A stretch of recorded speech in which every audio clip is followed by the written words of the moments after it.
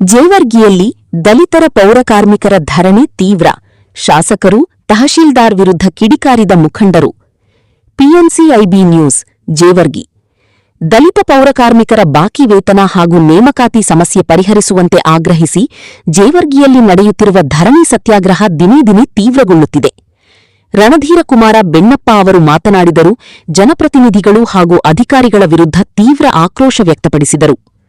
ಅವರು ಮಾತನಾಡಿ, ಹಲವಾರು ತಿಂಗಳಿಂದ ಪೌರಕಾರ್ಮಿಕರಿಗೆ ಬಾಕಿ ಇರುವ ವೇತನವನ್ನು ಇನ್ನೂ ನೀಡಿಲ್ಲ. ನೇಮಕಾತಿ ಸಮಸ್ಯೆಗೂ ಪರಿಹಾರ ಕಂಡುಕೊಳ್ಳದಿರುವುದು ಕಾರ್ಮಿಕರ ಜೀವನವನ್ನು ಸಂಕಷ್ಟಕ್ಕೆ ತಳ್ಳಿದೆ ಎಂದು ಆರೋಪಿಸಿದರು. ಹಲವು ಬಾರಿ ಅಧಿಕಾರಿಗಳು ಹಾಗೂ ಜನಪ್ರತಿನಿಧಿಗಳು ಹಾಗೂ ಮನವಿ ಸಲ್ಲಿಸಿದರೂ ಸಮಸ್ಯೆಗೆ ಸ್ಪಂದನೆ ದೊರಕಿಲ್ಲ ಎಂದು ಅಸಮಾಧಾನ ವ್ಯಕ್ತಪಡಿಸಿದರು. ತಕ್ಷಣವೇ ಪೌರಕಾರ್ಮಿಕರ ಬಾಕಿ ವೇತನ ಬಿಡುಗಡೆ ಮಾಡಿ ನೇಮಕಾತಿ ಸಮಸ್ಯೆಗೆ ಶಾಶ್ವತ ಪರಿಹಾರ ಒದಗಿಸಬೇಕು. ಇಲ್ಲವಾದರೆ ಧರಣಿ ಹೋರಾಟವನ್ನು ಇನ್ನಷ್ಟು ತೀವ್ರಗೊಳಿಸಲಾಗುವುದು ಎಂದು ಅವರು ಎಚ್ಚರಿಕೆ ನೀಡಿದರು. ಈ ಧರಣಿ ಸತ್ಯಾಗ್ರಹದಲ್ಲಿ ಪೌರಕಾರ್ಮಿಕರು ಹಾಗೂ ವಿವಿಧ ಸಂಘಟನೆಗಳ ಮುಖಂಡರು ಭಾಗವಹಿಸಿ ಸರ್ಕಾರ ಮತ್ತು ಸಂಬಂಧಪಟ್ಟ ಅಧಿಕಾರಿಗಳ ವಿರುದ್ಧ ಘೋಷಣೆಗಳನ್ನು ಕೂಗಿ ಆಕ್ರೋಶ ವ್ಯಕ್ತಪಡಿಸಿದರು. 16 ಕುಟುಂಬ ಕುಂತಿದಾವ. ಈ 16 ಕುಟುಂಬಕ್ಕ ತಹಸೀಲ್ದಾರ್ ಸಾಹೇಬ್ರೆ ಏನ್ ಹೇಳ್ತಾ ಇದ್ದೀರಾ? ಇವತ್ತಿನ ದಿನ ನಿಮ್ಮ ಹೆಣ್ಮಕ್ಳು, ನಿಮ್ಮ ಮನೆಯಲ್ಲಿ ನಿನ್ನ ಹೆಂಡತಿ ಮಕ್ಕಳು ಯಾರಾದ್ರೂ ಇದ್ರೆ ಈ ತರ ಬಂದು ಕುತ್ತುಕೊಂಡ್ರೆ ನೀವು ಯಾರು ಅಧಿಕಾರಿಗಳು ಇವತ್ತಿನ ದಿನ ಯಾರು ಸುಮ್ಮಿರ್ತಿದ್ದಲ್ಲ. ಇವತ್ತು ಕುಂತವ್ರೆಲ್ಲ ನಮ್ಮ ಅಕ್ಕಂಗಿಯರು. ಇದು ನಾವು ಯಾಕಂತಂದ್ರ ಇಷ್ಟು ದಿನ ಕುಂತಾರ, ಓಲಿ ಏನೋ ಇವತ್ತು ಮಾಡ್ತಾರ ನಾಳೆ ಮಾಡ್ತಾರ ಅಂತೇಳಿ ಎಲ್ಲರೂ ಸುಮ್ ಕೂತ್ರ ಯಾರು ಒಬ್ರು ಕೂಡ ಕೇರೆ ಮಾಡ್ತಾ ಇಲ್ಲ. ಚೀಫ್ ಆಫೀಸರ್ ಶಂಬಲಿಂಗ್ ಸರ್ ಅಂತೂ ಪೂರಾ ಏನೋ ಹೇಳಪ್ಲೇನೆ ಇಲ್ಲ ಅವ್ರದ್ದು. ಪೂರಾ ಅವರು ಒಂದು ದೊಡ್ಡ ಲೆಕ್ಕದಾಗಿದ್ದಾರ.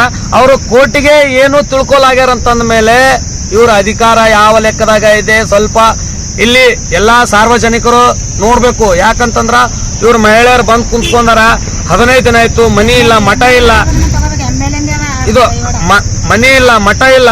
ಇವ್ರೆಲ್ಲಾನು ಇಲ್ಲೇ ಇರ್ತಾರಂತಂದ್ರ ಒಂದು ದಿನ ನಾವು ಯಾರಾದ್ರೂ ಒಂದು ದಿನ ನಮ್ಮ ಮನೆಯಲ್ಲಿ ಯಾರಾದ್ರೂ ಅಕ್ಕ ತಂಗಿಯರು ಒಂದು ದಿನ ರಾತ್ರಿ ಮನೆಗೆ ಬರ್ಲಿಲ್ಲ ಅಂದ್ರೆ ಎಷ್ಟು ಗಾಬರಿಸ್ತೀವಿ. ಇವ್ರು 15 ದಿನ ಆಯ್ತು ಸತತವಾಗಿ ಇಲ್ಲಿ ಕುಂತು ಹೋರಾಟ ಮಾಡತ್ತಾರ. ಒಬ್ಬ ಅಧಿಕಾರಿ ಆದ್ರೂ ಬಂದು ಇಲ್ಲಿ ಏನಾದ್ರೂ ಏನ್ ಸಮಸ್ಯೆ ಆಗ್ಯದಮ್ಮ, ಯಾಕಾಗ್ಯದ ಧ್ವನಿ ಯಾರಾದ್ರೂ ಎತ್ತೇವ್ರೇನ್ರಿ? ಯಾರು ಎತ್ತಲ್ಲ. ಯಾಕಂದ್ರೆ ಅವ್ರವ್ರ ಕೆಲ್ಸದಾಗ ಅವ್ರವರೇ ಬಿಸಿ ಅದಾರ. ಇದು ಹೋರಾಟ ಮಾಡ್ತಾರ ಬಿಡು ಪುರಸಭೆದವರು. ಇವ್ರಿಗೇನದ ಈ ಪೌರ ಕಾರ್ಮಿಕರು ಇವ್ರಿಗೇನ್ ಕೆಲ್ಸ ಇಲ್ಲ, ಬಂದ್ ಕೂತಾರ, ಸುಮ್ ಕುಂದಿರ್ತಾವ, ಹಂಗೆ ಹೋತಾವ.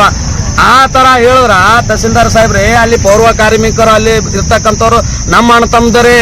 ಇವತ್ತಿನ ದಿನ ಇವ್ರು ಮಾಡ್ತಕ್ಕಂಥ ಕೆಲಸ ಚೀಫ್ ಆಫೀಸರ್ ಒಂದು ದಿನ ಏನಾದ್ರೂ ಈ ತಾಲೂಕಿನಲ್ಲಿ ಏನೇ ಒಂದು ಹೊಲಸು ಯಾರು ಎತ್ತಲಿಲ್ಲ ಅಂತಂದ್ರೆ, ಪೌರ ಕಾರ್ಮಿಕರು ಎತ್ತಲಿಲ್ಲ ಅಂದ್ರೆ ಚೀಫ್ ಆಫೀಸರೇ ಅಧಿಕಾರಿಗಳೇ ನೀವು ನೆಳ್ಳಲ್ಲಿ ಕೂಡಲ್ಲ, ಬಿಸಿಲಲ್ಲಿ ಬಂದು ನೀವು ಮಾಡ್ಬೇಕಾಗ್ತದ.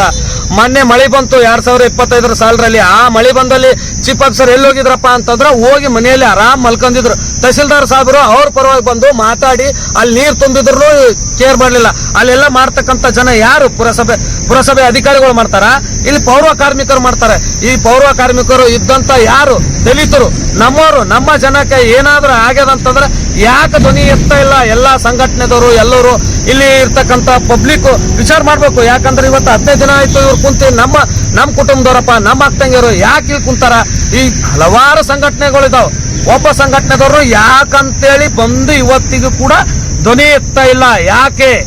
ಜಿಲ್ಲಾ ಆಡಳಿತ ಅಧಿಕಾರಿಗಳು ಏನ್ ಮಾಡ್ತಾ ಇದ್ದಾರೆ? 15 ದಿನ ಆಯ್ತು ಇವರು ಕುಂತ್ಕೊಂಡು ಮಾಧ್ಯಮದ ಮುಖಾಂತರನು ಬಂದ್ರು ಕೇರ್ ಮಾಡ್ತಾ ಇಲ್ಲ ಅಂತಂದ್ರೆ ಇವತ್ತಿನ ವ್ಯವಸ್ಥೆ ಎಲ್ಲಿಗೆ ಹೋಗಿದೆ, ಎಲ್ಲಿ ಕೆಟ್ಟಿದೆ ಅದು ವಿಚಾರ ಮಾಡ್ತಕ್ಕಂಥದ್ದು. ಇವತ್ತು ಇದು ಏನಾದ್ರೂ ನೇರ ಹೊಣೆ ಇದಕ್ಕೂ ತಹಸೀಲ್ದಾರ್ ಸಾಹೇಬ್ರೆ. ಇದಕ್ಕೂ ಇಲ್ಲಿ ಏನೇ ಒಂದು ಅಹಿತಕರ ಘಟನೆ ಆಗ್ತಿತ್ತು ಅಂದ್ರೂ ಮುಂದೆ ಏನೇ ಆಯ್ತು ಅಂದ್ರೆ ಇದು ತಹಸೀಲ್ದಾರ್ ಸಾಹೇಬ್ರೆ. ಈ ಬರ್ತಕ್ಕಂಥ ದಿನಗಳಲ್ಲಿ ನಾವು ತಹಸೀಲ್ ಮುತ್ತಿಗೆ ಹಾಕ್ತೀವಿ. ಅಲ್ಲಿ ಕೇಳಿಲ್ಲ ಅಂದ್ರೆ ಬೀದಿ ರಸ್ತೆಯನ್ನು ತಡೆ ಹಿಡಿದು 2 ಗಂಟೆ ರಸ್ತೆ ರೋಕಡ ಮಾಡ್ತೀವಿ. ಅದು ಏನಾಗುತ್ತೋ ಆಲಿ.